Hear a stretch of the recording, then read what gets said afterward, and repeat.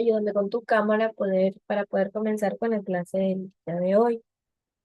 Ya, listo, Brian. Tenemos el tema del día de hoy, que es el principio de igualdad expresado en el sufragio universal, pero esta vez en el tema de los analfabetos. De hecho, ayer en la clase hablábamos acerca de los analfabetos. Ok, una persona analfabeta es quien no sabe leer, no sabe escribir. ¿Por qué? Porque no fue a la escuela, porque viene desde muy, muy adentro del campo, de la selva, de la jungla, donde no hay la suficiente educación, no sabe leer, no sabe escribir, pero eso no significa que no sea capaz de razonar y pensar, simplemente que no le han dado la oportunidad de tener los estudios necesarios. Entonces, el tema de hoy se trata acerca de los analfabetos. Empecemos por entender qué significa el sufragio universal. Este término hace referencia al derecho de todas las personas adultas a votar en las elecciones, independientemente de su sexo, raza, religión o nivel educativo. Es una de, de las variedades que tiene la democracia. Pero la democracia moderna, ya que garantiza que todos los ciudadanos tengan voz y voto en el proceso electoral. Ahora, pensemos, eh, ¿qué puede significar el principio de igualdad en este contexto? El principio de igualdad implica que todas las personas deben tener las mismas oportunidades y derechos, sin importar su condición social, económica o educativa. Esto pues se va a reflejar totalmente en el sufragio universal, que asegura que cada voto tenga el mismo valor independientemente de las diferencias entre las personas. Es decir, no importa morenito, alto, gordo, flaco, feo, bonito, vamos a tener la misma capacidad de ir a la urna y votar por el presidente que queramos. Total, mi decisión, sola mi decisión, no es que va a cambiar el mundo.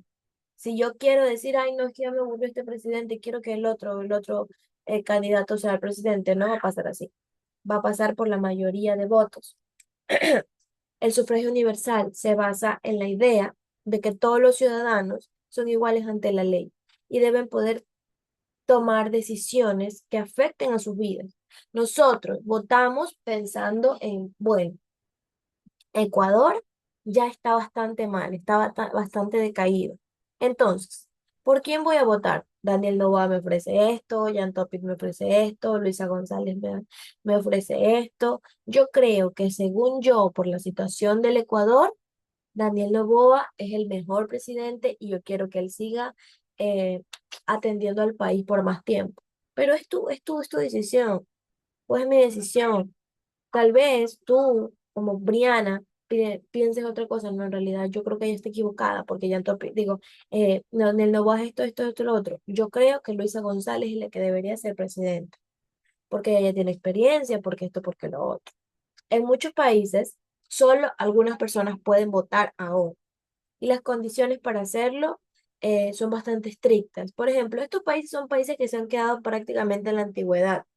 India, Arabia Saudita, por ejemplo, en Saudita aún se ven este tipo de cosas, de que los hombres pueden tener hasta cuatro esposas realmente. Entonces son cosas que se han quedado bastante en la antigüedad, no han avanzado, es más, se han quedado estancados. Pero en cuanto al voto, por ejemplo, en muchos lugares estaba restringido a los hombres, solo para los hombres, a los propietarios de tierras o aquellos que sabían leer y escribir. Esto nos va a llevar de la mano al tema de los analfabetos y su derecho al voto. En la historia, uno de los debates más importantes sobre el sufragio universal fue la exclusión de los analfabetos. Acabamos de explicar que los analfabetos son los que no saben leer, escribir y por lo tanto se piensa que son los que no saben pues decidir y pueden tal vez cometer algún error. En muchas sociedades se pensaba que solo las personas que sabían leer y escribir podían tomar decisiones informadas sobre los asuntos políticos. Por eso, en muchos países se les negó el derecho al voto a los analfabetos. Es más, antes Tenían que presentar que habías terminado la escuela, que podías escribir, que podías exponer y pocotón de cosas más. Pues que ahora ya no es así. Ahora tú simplemente tienes que presentar tu cédula de ciudadanía ecuatoriana y firmar, nada más. Y si la persona no es capaz de firmar, se le pone su huella digital. Así es como se les ha incluido a los analfabetos, a las personas que ya no pueden relativamente, por ejemplo, un ancianito que realmente ya no puede, pero él quiere votar. Lo va a hacer de la siguiente manera. Esta idea surgió de una concepción errónea de que la educación era un requisito para ser suficientemente inteligente o responsable para votar. Sin embargo, esta exclusión iba en contra del principio de la igualdad, ya que les estaba negando el derecho a participar a una gran parte de la población, porque en ese tiempo no todos tenían la posibilidad de aprender a leer y escribir. Entonces, la mayoría de la población, sobre todo las personas adultas realmente, no sabían, pero querían. A medida que las democracias fueron evolucionando poquito a poquito, muchos países comenzaron a reconocer el derecho al voto. No debía depender de la educación formal. Todos los ciudadanos tienen derecho a ser escuchados. Eso es antes y eso es ahora, independientemente del nivel de alfabetización que se tenga. El principio de igualdad sostiene que todos deben influir en las decisiones que afectan sus vidas, y esto incluye a los analfabetos.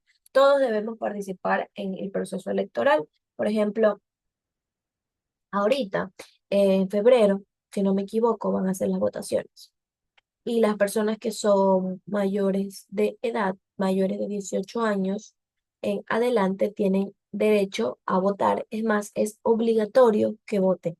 Por eso es que a ti cuando vas a hacer algún papeleo o algo importante te piden el certificado de votación actual. Es porque es totalmente obligatorio, es tu deber más que tu derecho. Obviamente es tu derecho, pero es tu deber como ciudadana ecuatoriana votar, aportar para que tu país tenga un presidente justo y digno. Hoy en día la mayoría de los países han eliminado cualquier restricción relacionada con la alfabetización para votar, lo que permite que todos los adultos, independientemente de su educación, puedan participar en las elecciones.